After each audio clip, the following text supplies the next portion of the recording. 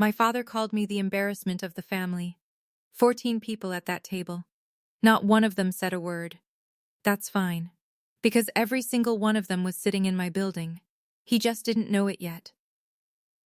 My name is Enid. And this is the story of the quietest revenge I never planned. In the Everett family, there were two kinds of daughters. The one my father talked about, and the one he talked over. Paige was 3 years younger, and she was always introduced first. At church, at cookouts, at every family gathering I can remember. This is Paige, she's pre-med. A pause. Then, and this is Enid. No qualifier, no verb. Just my name hanging in the air like a coat nobody wanted to claim. My father had a system. He'd ask Paige, "What have you accomplished this month?" Voice warm, leaning forward. Eyes lit up. Then he'd turn to me, "Have you found a job yet?" Even when I'd had the same job for 3 years. My mother never corrected him. Judith Everett could nod through an earthquake. She nodded when Harold hung Paige's graduation photo on the living room wall. Big frame. Center. Brass hook. She nodded when he put mine in a desk drawer. "We'll find a spot for it," she said. That was 11 years ago. The drawer still hasn't opened. I wasn't always quiet. There was a time I tried to speak up. That's when I learned the rule. The favorite never knows they're being used as a weapon. And the target never forgets. I bought my first building at 25, a duplex on Maple Court, tired siding, a front porch that sagged in the middle, a yard full of dandelions the neighbors pretended not to see. Fa loan. Everything I'd saved since college. I moved into the left unit. I rented the right unit to a retired postal worker named Dolores, who paid on time every month and left cookies on my doorstep at Christmas. I told my father at Sunday dinner. I was proud. 25. First property. Signed the papers myself. He put his fork down. A duplex. He said it the way you'd say a rash. "That's not a real house, Enid. That's a starter for people who can't afford a real house." I didn't argue. I went home that night, changed into work clothes, and spent 3 hours fixing the bathroom faucet in Dolores's unit. My knuckles bled twice. The smell of pipe sealant burned my nose. But when the water ran clean and the drip stopped, I sat on that bathroom floor and listened to silence. Silence I owned. The first rent check Dolores handed me was $1,200. I kept the stub in a cigar box on my dresser. Not because of the money. Because it was proof that something I'd built with my own hands had value. Even if the only person who believed that was a 70-year-old woman with a cookie habit. The last time I told my family about my properties was 11 years ago. Here's why it was the last time. I was 27.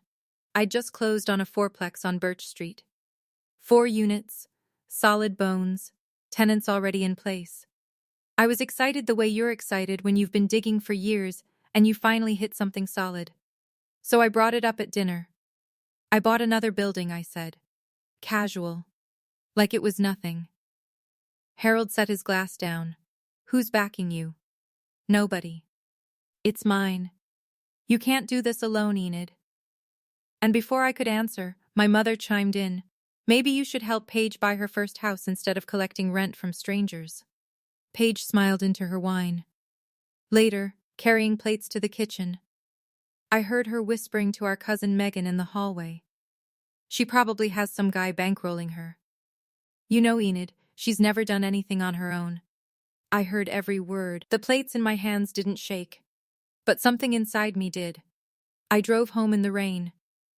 Sat in my car in the parking lot of the fourplex for 20 minutes. Watched water run down the windshield. Streetlights turning every droplet the color of weak tea. And I made a decision.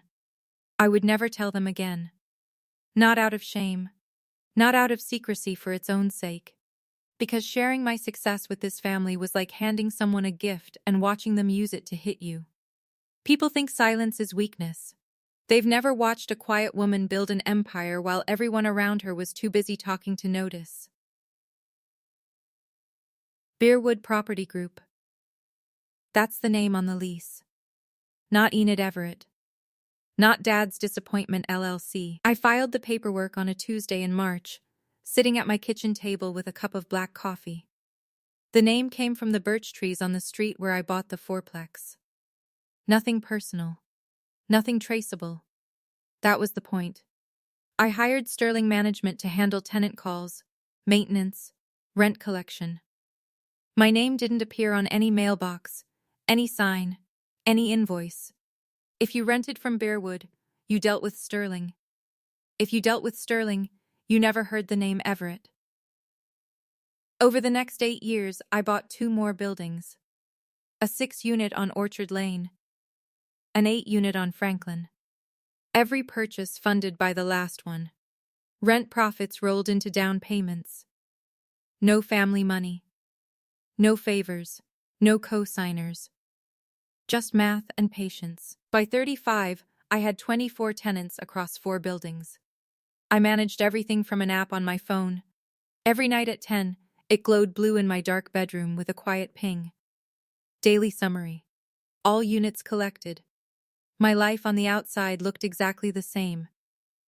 Honda Car-V, 8 years old. Clothes from Target. Sweet potato casserole at Thanksgiving. I didn't wear the money. Because the money wasn't the point. The point was knowing that every month, 24 families came home to something I had built. By 35, I had 24 tenants. One of them, starting 3 years ago, was my father. He just didn't know it yet.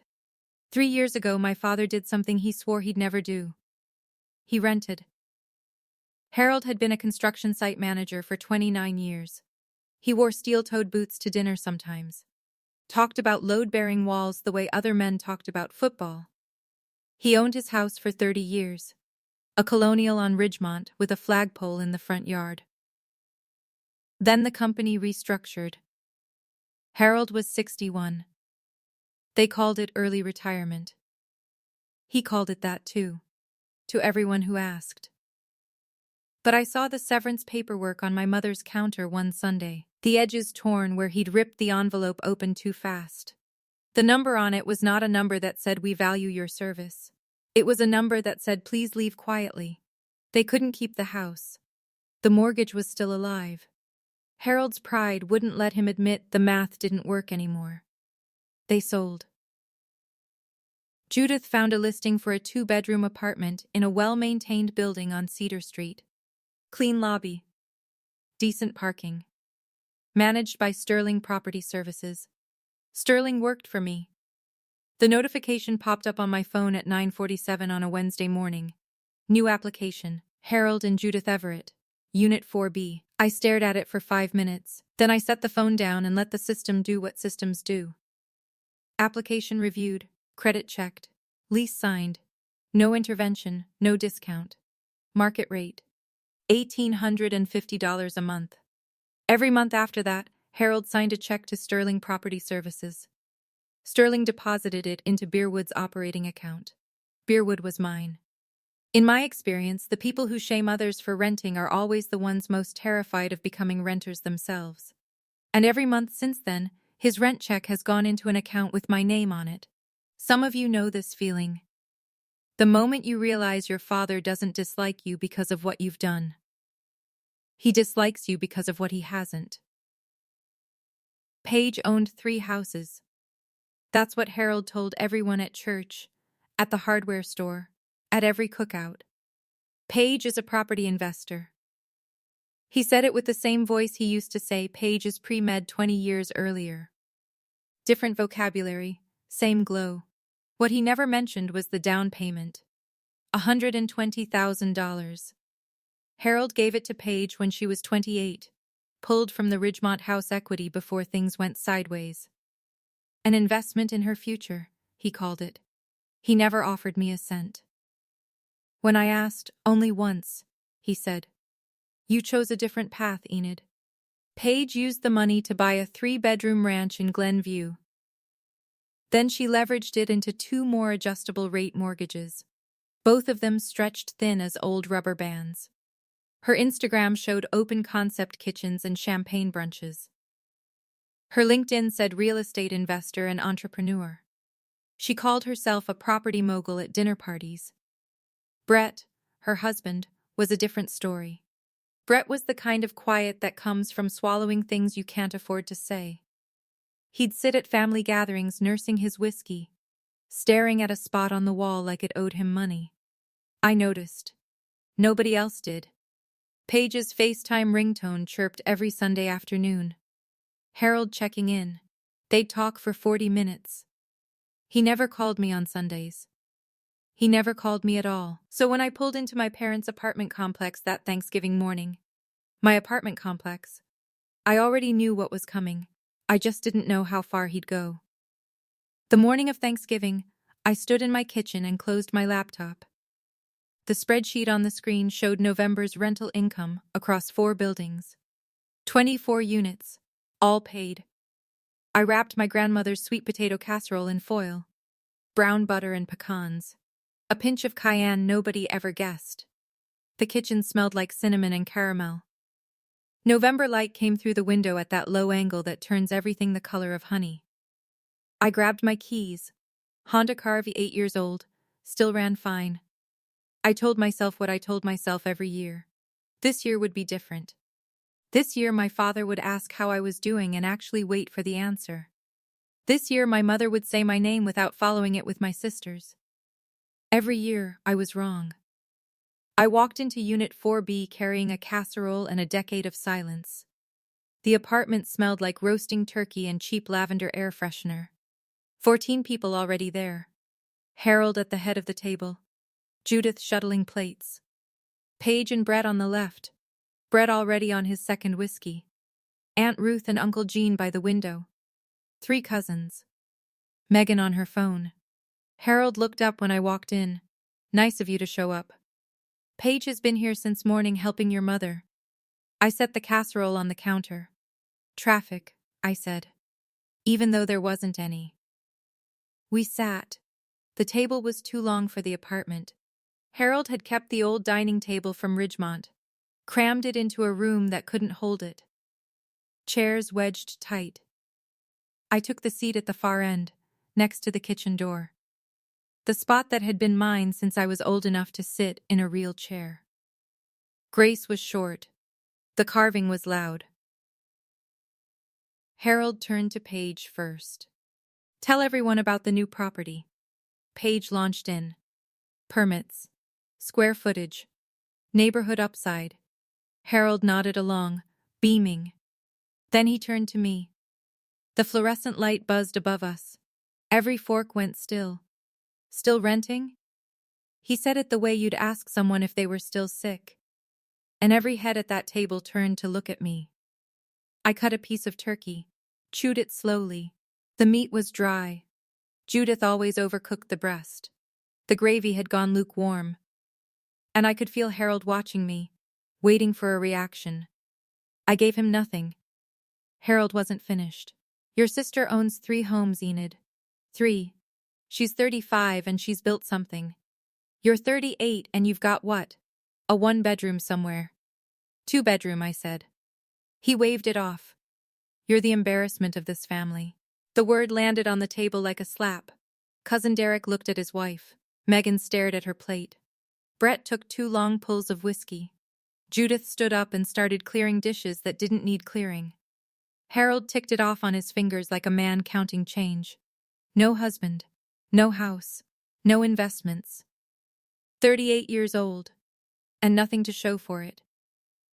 Aunt Ruth's hand tightened around her wine glass. Uncle Gene coughed. Quiet and deliberate. But nobody spoke. Then Harold said the one thing I'd been waiting 38 years to hear him say out loud. Not because I wanted it, but because I needed everyone else to hear it too. I've been thinking about this for a while. He straightened in his chair, chest forward, chin up. The posture of a man giving a speech at a podium that doesn't exist. I'm putting everything in Paige's name. She's earned it.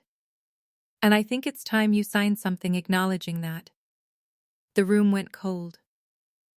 I want you to understand what everything meant. Harold Everett had sold his house. He was renting an apartment on Social Security, and whatever savings hadn't been drained by 30 years of keeping up appearances. His legacy was worth less than 3 months of my rental income. But he stood there, at the head of a table he couldn't afford, in an apartment he didn't own, announcing an inheritance that barely existed, and he expected me to sign it away. Paige shifted in her seat. "Dad, that's not necessary." She said it softly. The voice of a woman who wanted credit for objecting without actually objecting. Nobody else moved. That's when my phone buzzed. The Sterling Management app. Monthly rent collection summary. All units. All buildings. November. I glanced at the screen. Quick, the way you check a watch during a conversation you're not enjoying. Green check marks. Dollar figures. All 24 units. I set the phone face down and went back to my turkey. Harold watched me do it. At least have the decency to be present. Put the phone away. He paused. His eyes moved to the phone. Actually, give it to me. He reached across and picked it up before I could react. The way he used to take toys from my hands when I was 6. Without asking. Without thinking. Because everything in his house was his to examine. Except this wasn't his house. I didn't lunge for it. I didn't raise my voice. I sat back, set both hands flat on the table, and waited. Harold held my phone the way a man holds something he expects to be ordinary. The screen glowed up against his chin, and I watched his face the way you watch a kettle right before it boils. What happened next took exactly 11 seconds. I counted. The Sterling Management dashboard. White background. Green sidebar at the top. Beerwood Property Group. Monthly collection summary. November. Neat rows. Each one a unit, a tenant name, a dollar amount, a status. Unit 1A, Martinez, 1750, paid. Unit 2C, Kowalski, 1900, paid. Unit 3A, Henderson, 1700, paid. His thumb moved down the screen slowly, the way it did when he used to read blueprints. Following lines, looking for the mistake. Unit 4B. Everett, H&J. 1850. Paid. His thumb stopped. I watched his eyes travel from the name to the amount to the address. The address of the building he was sitting in. The apartment he was sitting in. His name on a rent roll listed between Henderson and a couple in 5A whose last name he'd never bothered to learn. Then his eyes moved up to the top of the page. Owner. Beerwood Property Group LLC. Primary contact, E. Everett. His breathing changed. Shorter. Heavier. The phone tilted in his hand, just slightly, the way a glass tilts before it falls. Harold looked up from the phone. He looked at me. And for the first time in 38 years, Harold Everett had absolutely nothing to say. Silence in the Everett family is rare. That night, it was deafening. Harold set the phone on the table. His hand trembled just enough to make it click twice against the wood. Click. Click. Like a door latch that won't catch. Paige leaned forward. "Dad, what's wrong?" Harold didn't answer. Judith had stopped wiping the counter. She stood in the kitchen doorway, dish towel over her shoulder, hands still wet. The grandfather clock Harold had brought from Ridgemont, the one thing he refused to sell, ticked from the living room. Before tonight, I'd never noticed it in this apartment. Now it was the only sound in the world. Aunt Ruth uncrossed her arms. She looked at the phone on the table, then at Harold's face, then at me. Something moved behind her eyes. Not surprise. Recognition. The look of a woman who had been waiting for a shoe to drop and just heard it land. I reached across the table, picked up my phone, slid it into my jacket pocket. Then I folded my napkin, set it beside my plate, and smoothed a wrinkle that wasn't there. 14 people, all of them watching Harold. For 38 years, he'd been the one who watched, the one who judged, the one who decided who mattered and who didn't. Now every pair of eyes at that table was pointed at him, and he had nowhere to look. "Dad, what did you see?" Paige asked again. And I, for the first time all evening, smiled. "You looked through my phone, Dad. I didn't show you. You looked." Harold tried to dismiss it. Of course he did. Harold Everett doesn't lose arguments, he just talks louder. This doesn't mean anything. Anyone can set up an LLC. Anyone can make a screen look like whatever they want. I didn't argue. I turned to Judith, who was still standing in the kitchen doorway. Mom, does the lobby door still stick in cold weather? I've been meaning to have Sterling send someone. The sentence was simple. Casual. The kind of thing you'd say between bites of pie.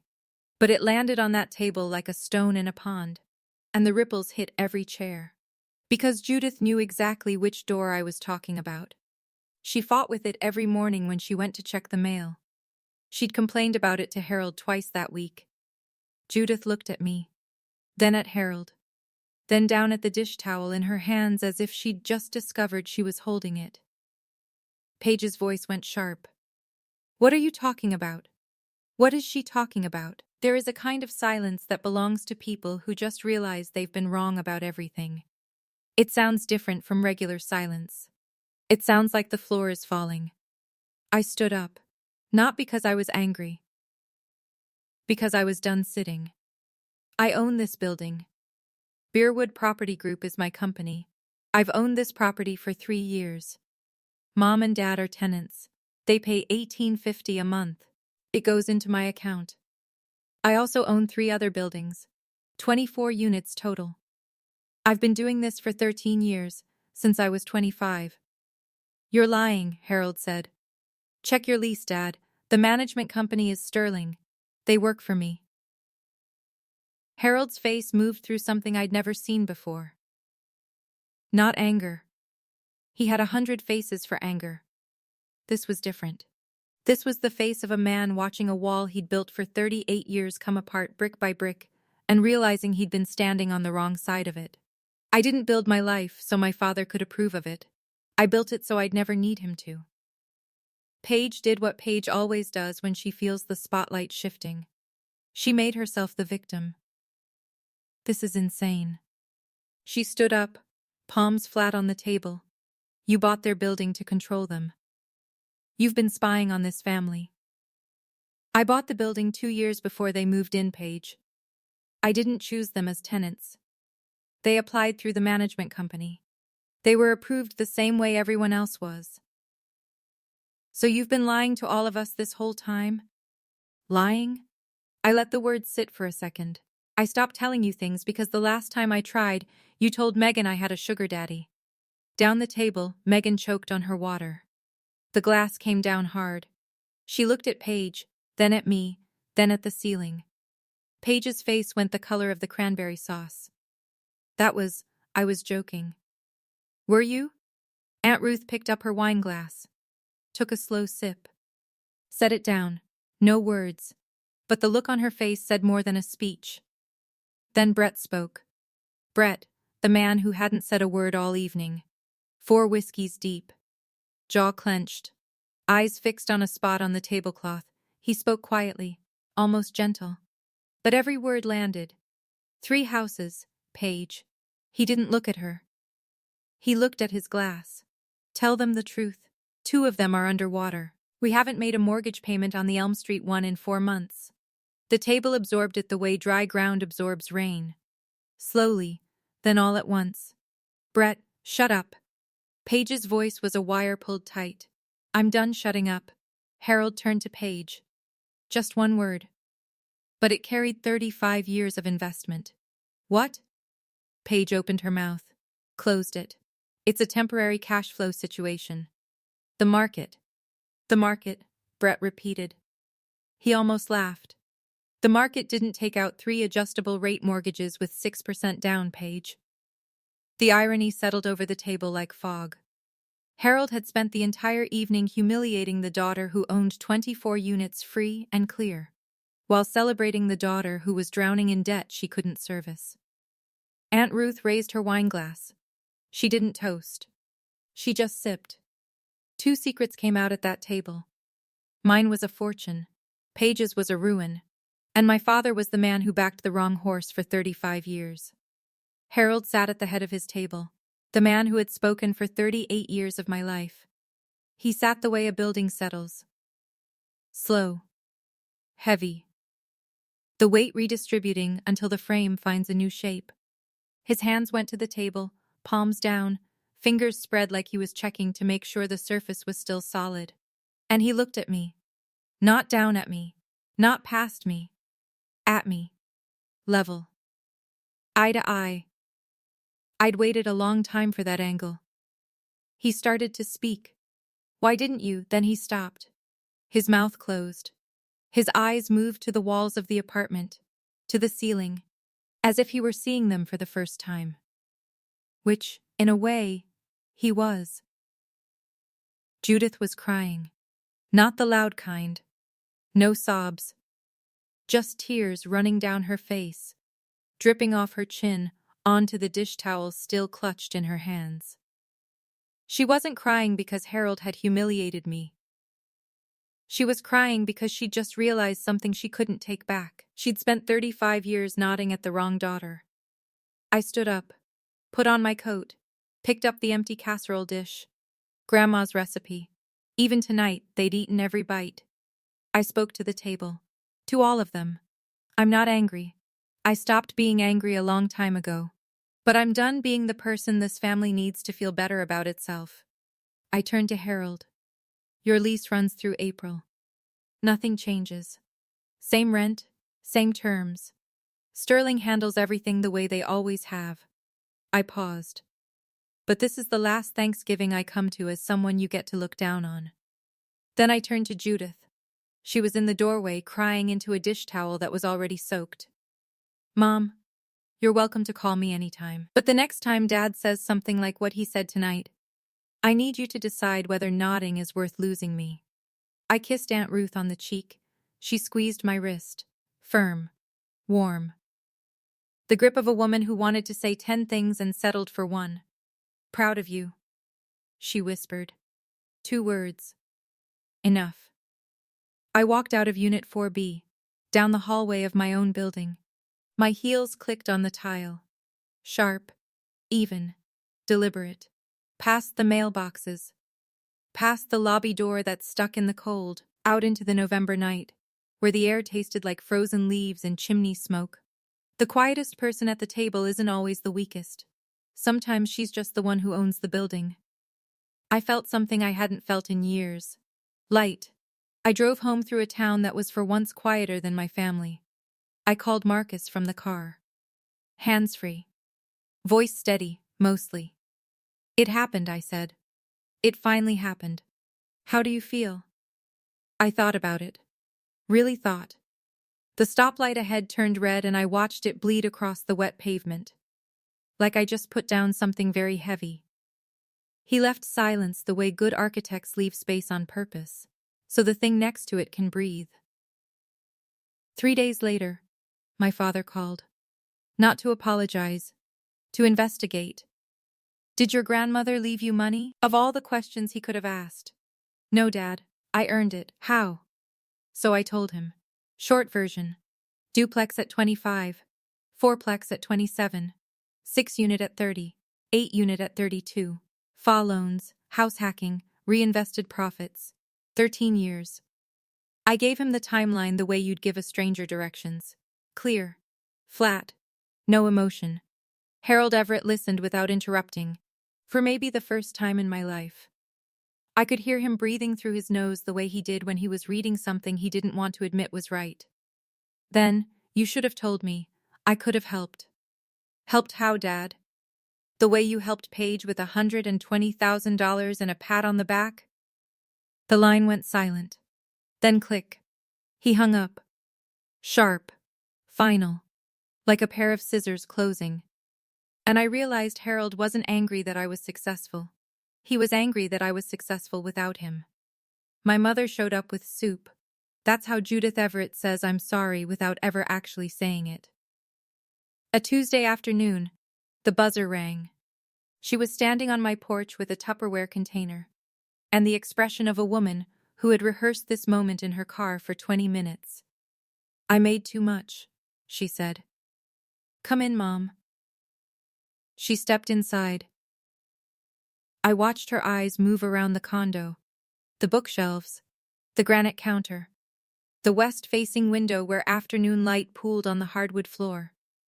She touched the back of a dining chair, ran her fingers along the wood. It was the first time she'd been here. 6 years I'd lived in this condo. "This is yours?" she asked.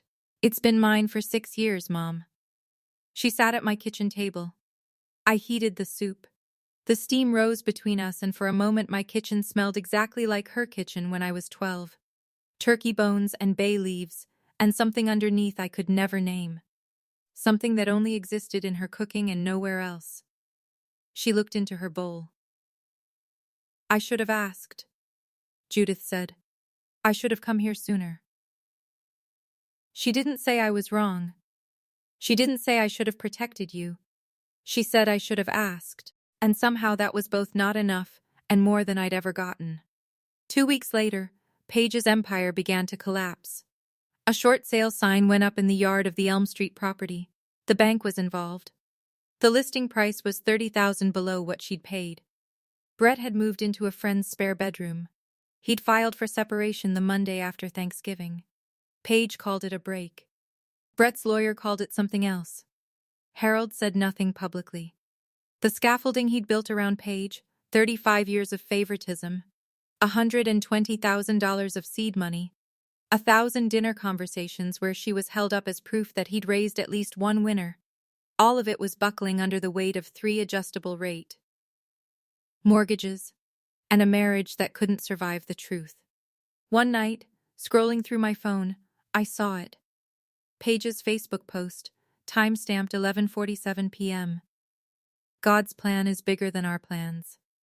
Sometimes life takes us apart so it can put us back together in a way we never expected. Grateful for the journey." I stared at it for 5 seconds, set the phone down, turned off the lamp. In my experience, the people who talk the most about God's plan are the ones least prepared for it.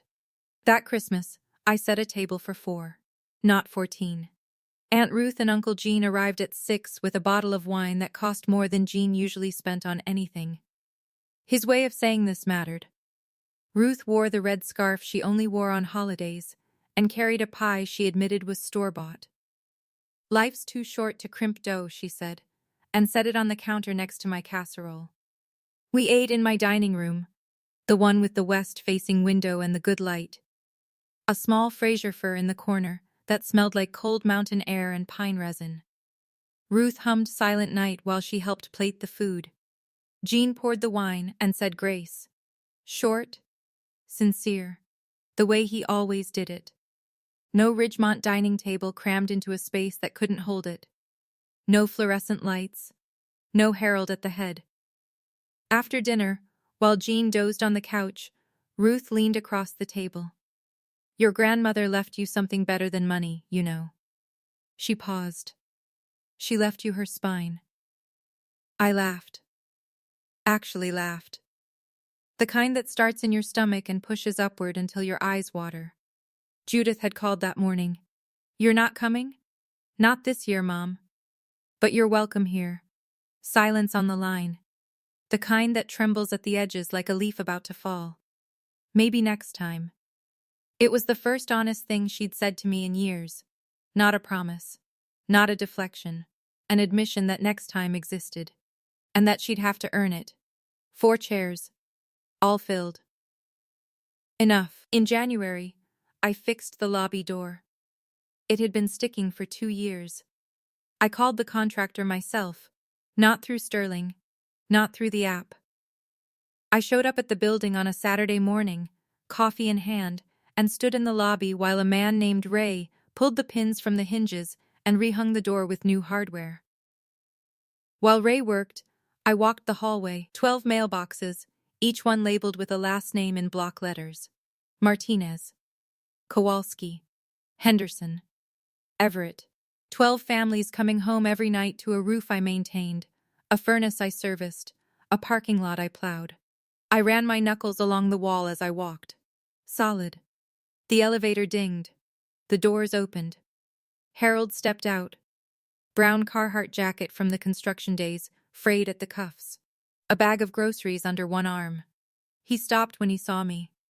We stood there, 5 feet apart, the contractor's drill running behind me. The door, Harold said. I know. It's being fixed. He nodded. Looked at the contractor. At the fresh hinges. Then back at me. His jaw moved the way it does when he's chewing on something that isn't food. Good building, he said. Quiet. Almost a whisper. 2 words. From anyone else, they'd mean nothing. From Harold Everett, the man who'd never once told me he was proud. Never once acknowledged that I'd built anything worth acknowledging. Good building was a standing ovation. I nodded back. And for the first time, the nod was mine. Some mornings I open my laptop, and I don't close it. That still feels new. January light through the curtains. Coffee steam curling upward. Marcus walking in, pouring himself a cup, kissing the top of my head. Good month? Every month's a good month when nobody's yelling at you. He laughed. I laughed. I thought about the crayon drawing. The house with the red door and the big roof, tucked into a desk drawer right next to a handwritten letter about a lobby door. An 8-year-old girl who wanted to build a house. A 38-year-old woman who owned 4 buildings. The girl drew the house for her father. The woman built them for herself.